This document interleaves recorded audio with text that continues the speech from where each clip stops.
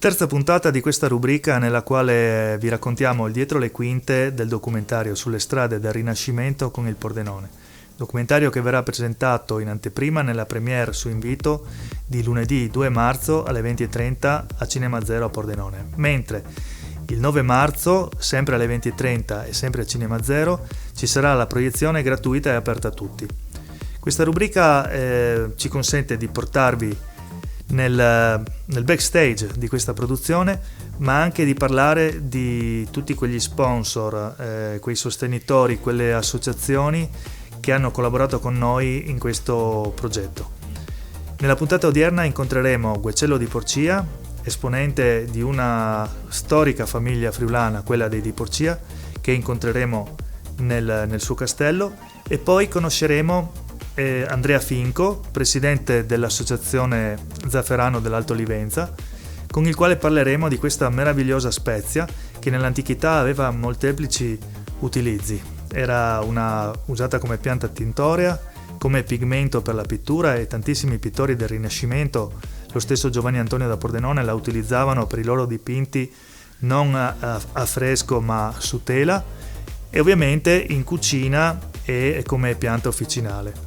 Quindi con Andrea Finco parleremo di tutte queste proprietà, di questa spezia preziosa e meravigliosa, e ovviamente dei progetti futuri di questa associazione che raggruppa 10 produttori di zafferano, una decina di produttori di zafferano del nostro territorio. Quindi, che dire, buona visione e godetevi questa terza puntata. Sulle strade del Rinascimento abbiamo fatto tappa al castello dei Di Porcia, che ha ospitato una delle scene, una delle più belle forse scene del nostro documentario. Il castello è antichissimo, ha una storia secolare. Qui siamo con uno degli ultimi discendenti della famiglia dei Di Porcia, Guecello, che adesso ci introdurrà un po' nei segreti di questa residenza storica. Benvenuti. È un piacere per me raccontare la storia di Porcia, è nota a molti, forse non a tutti. Noi siamo in questo momento nella terrazza che sovrasta il castello. Il castello è stato costruito a partire dall'anno 1000 con una torre originaria finalizzata alla difesa del luogo. Attorno alla torre sono stati costruiti vari fabbricati nel corso dei secoli che, complici anche terremoti, invasioni, guerre, poi sono stati modificati nella loro funzione e anche nella loro dimensione. Il Pordenone ne ha affrescati alcune sale di questo castello. Ecco, tu hai svelato subito questa piccola chicca, questo segreto che dopo approfondiremo. Volentieri, ecco, anche perché rimane un po' un mistero, ecco, per certi aspetti. Il castello poi oggi è abitato dalla mia famiglia ed è diviso in due zone, una parte costruita nel 1600 e una parte invece che è stata ristrutturata in stile neorinascimentale. Sì, tra l'altro il castello con le sue pertinenze ha ospitato diversi personaggi storici di un certo rilievo, teste coronate, nobili, ma anche i membri stessi della famiglia di Porcia, che nei secoli si sono distinti nel campo delle arti, anche nella letteratura. Ricordiamo per esempio Jacopo oppure Silvio, che fu uno dei protagonisti della battaglia di Lepanto. Sì, chi mi ha preceduto in effetti si è distinto in diversi campi. Silvio sicuramente lo è stato per quanto riguarda la condotta di gente d'armi, come si diceva un tempo, che era estremamente importante perché il Friuli veniva attaccato da più fronti, essendo una terra di passaggio. Ecco, Silvio si imbarcò su una nave importante della Marina di Venezia e difese Venezia contro i turchi. Contemporaneo di Giovanni Antonio da Pordenone, per esempio, fu Jacopo di Porcia, che si distinse nelle lettere, fu un cronista piuttosto importante e un fine letterato, ma anche con la spada in mano, perché difese il castello soprattutto in occasione della grande invasione turchesca del 1499. Sì, Jacopo mi piace ricordarlo perché fu una persona dai molteplici interessi. Parlando della parte letteraria, ebbe rapporti con molti regni e quindi con tutti i diplomatici e anche gli stessi re di quello che era l'Europa di una volta. Scrisse un libro molto interessante che si chiama De Liberorum Educatione, parlava proprio di come vanno educati i giovani, come andavano educati a quell'epoca i giovani, che non è molto diverso da come bisognerebbe educarli oggi.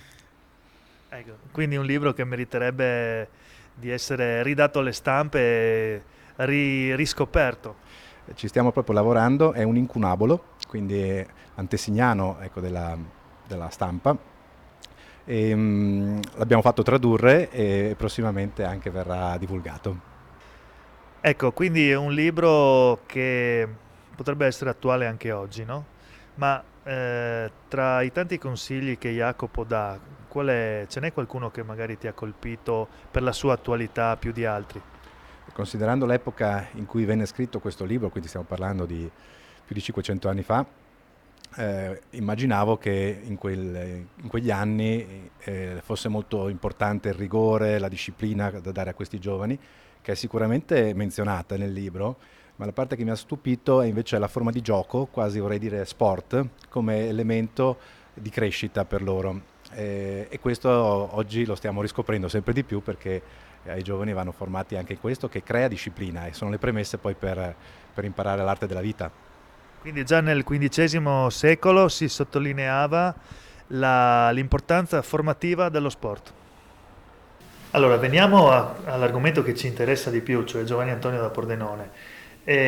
Ci sono delle fonti nelle quali è testimoniata la sua presenza qui e il fatto che lui abbia decorato alcune parti del castello, però gli affreschi sono andati perduti. Purtroppo è così, c'è stata in una parte del castello una devastazione causata da un incendio, per cui abbiamo dei documenti che attestano il fatto che ci sia stato un intervento da parte del Pordenone negli apparati pittorici. Purtroppo non ci sono più tracce. Agli inizi del Novecento è stata catalogato parte dell'archivio della famiglia, in cui questi documenti raccontano in maniera precisa come era decorata la casa e soprattutto appunto si parla del Pordenone in questo caso. Vorrei leggervi qualche passo. Sì, da questo libro del famoso storico ottocentesco De Pellegrini.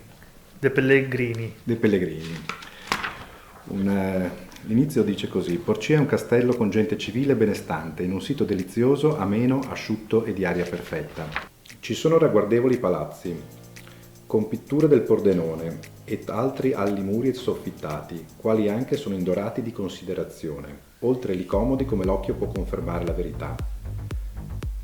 In altre memorie si fanno i nomi delle sale del detto Palazzo Antico, che ha ospitato Carlo V nel 1532 e Enrico III nel 1574, come per esempio della Sala Grande, della Camera dei Forestieri, della Sala Scura, della Camera degli Armadi e dei Diamanti, tutte ornate e recanti gli stemmi della famiglia con gigli d'oro in campo azzurro.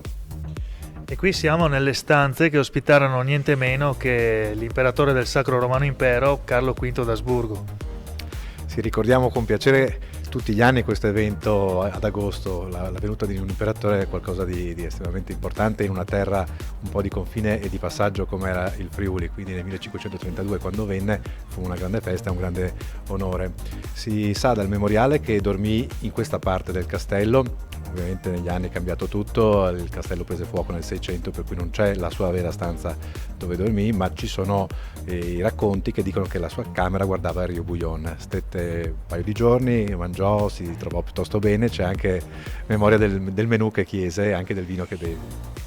Tra l'altro qui sotto i nostri piedi c'è la cantina storica, perché ricordiamo che i principi di Porcia sono vignaioli da secoli.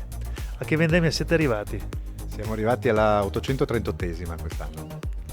E l'ultima stagione com'è andata? L'ultima stagione è andata molto bene e mi piace pensare che sia la migliore vendemmia che abbiamo mai fatto.